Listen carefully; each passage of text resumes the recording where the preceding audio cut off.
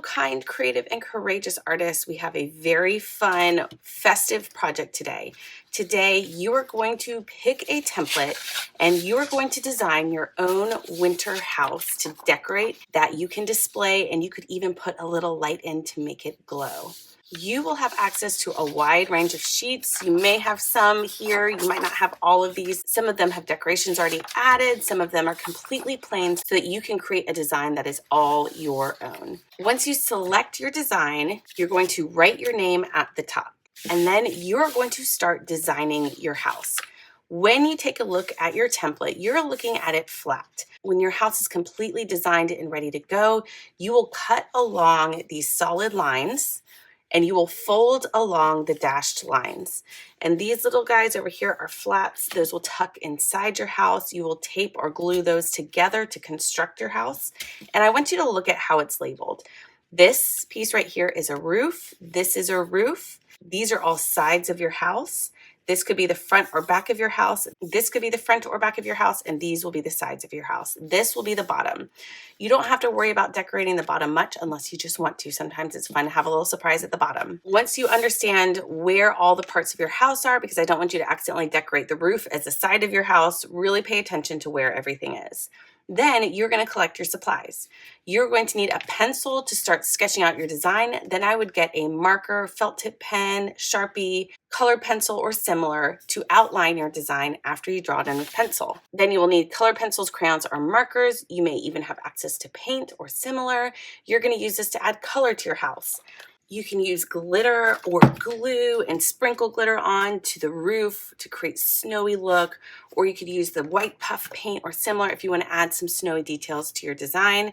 Once everything is dry and ready to go, you will need scissors, tape, or glue. If you're using white glue or stick glue, it takes a little bit longer for the flaps to adhere to the house, to put it all together.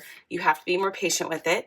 You can also get help and use hot glue to glue the flaps down, and that's a little bit quicker. I'll just be using tape today because it's quick, easy, and it does the trick. Now it's time to get started. So first, you're just going to think about the basics, like where do you want your front door and what do you want your front door to look like? I think I'm going to add my front door directly in the, well, maybe I'll do it off center. Do an off-center door, and you can decide if you want a 1-story house or a 2-story house. I'm going to add a little rocks around my door, just do a little stacked stone. I think will be kind of cute. And you're just going to fill up your design with details.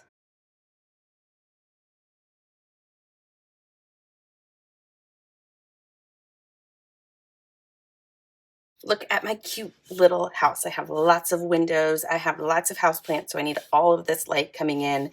I have little rocks. It feels very cottagey. I really love it. Now I'm going to take my markers and I'm going to add color to my house. Once I finish adding color, I do think I'm going to take some white paint and maybe some glitter and add some details, some little snowy details to my scene. But maybe your house is in Florida. Maybe your house is on a remote tropical island and there is no snow. Your winter village house does not have to have snow. This is your house. You get to decide what you want to do with it. I'm going to get to decorating.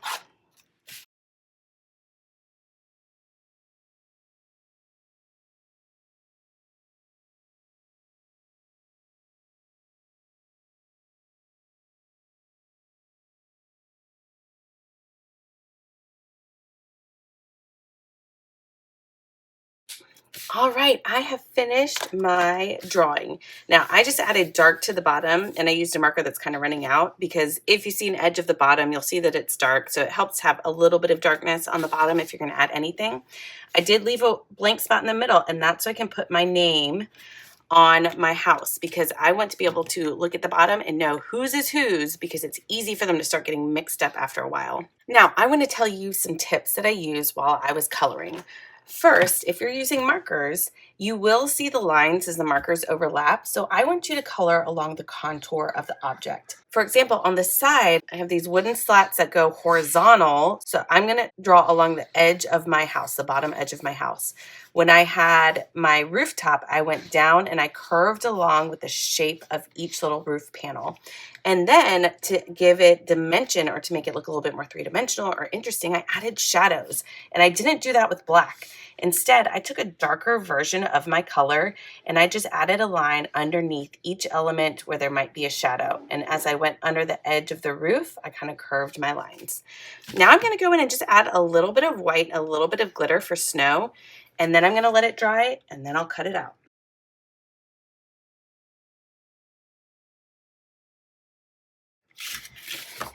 My paint is dry, my glitter is dry.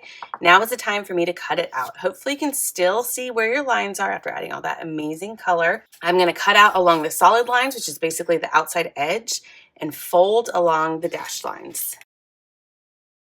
Before I start folding, there are a couple things I want you to think about. Do you want your door to be open? Do you want to add a little light inside of this? If you want to add a little light, maybe you cut your door open. Maybe you cut out some of your windows. If you're cutting out your windows, you will be using an X-Acto knife, which can be dangerous. It's a little knife. It can cut you. So you might need adult help with that, adult supervision. So think about what you want open and what you want closed, or if you just want a little house without a light inside. I'm going to go ahead and open my door up. I'm going to cut it out halfway. So I'm going to cut all the way around to this point. And then I'm going to fold it along that edge of my door. Much easier to do that now while my house is flat versus when it's actually three-dimensional and put together. I am going to cut out just some of my windows. I might cut out this window here and maybe a couple on the side. So I'm going to do this quick and carefully with my X-Acto knife. Again, if you decide to do this, ask for parent help, or maybe you just have your little door open and the light coming through there. Maybe you don't have a light at all. All right, and now I'm going to fold along my fold lines. When I fold along my fold lines, I like to fold it forward and then back and then forward again just to make a really nice crease. All right, all my flaps are folded, and now I'm going to start taping them together. I take a piece of tape. This one is about the length here. I'm going to take one more piece of tape and go ahead and do the short end too. And I'm going to fold this up and tape that flap on the inside edge. Perfect. All right, now this one is a little trickier because look, my door will get taped in. So I'm going to cut off this little edge of tape here. I'm going to remove this tape so I don't tape my door closed. And then I'm going to press the rest of the doorway down. The hardest flap is always the last one. I line it up as best as I can. A lot of times I'll pinch it and it might flatten out your house a little bit, but then you can use a pencil or similar to pop it back out. And look at my amazing little cottage house. It turned out so great. Now I just put a little light in there and look at how it's lighting up my little windows and my little door. It looks so festive. Now it's your turn to create your own winter village house. Don't forget to put your name on the bottom. Have fun, think creatively, and happy art making.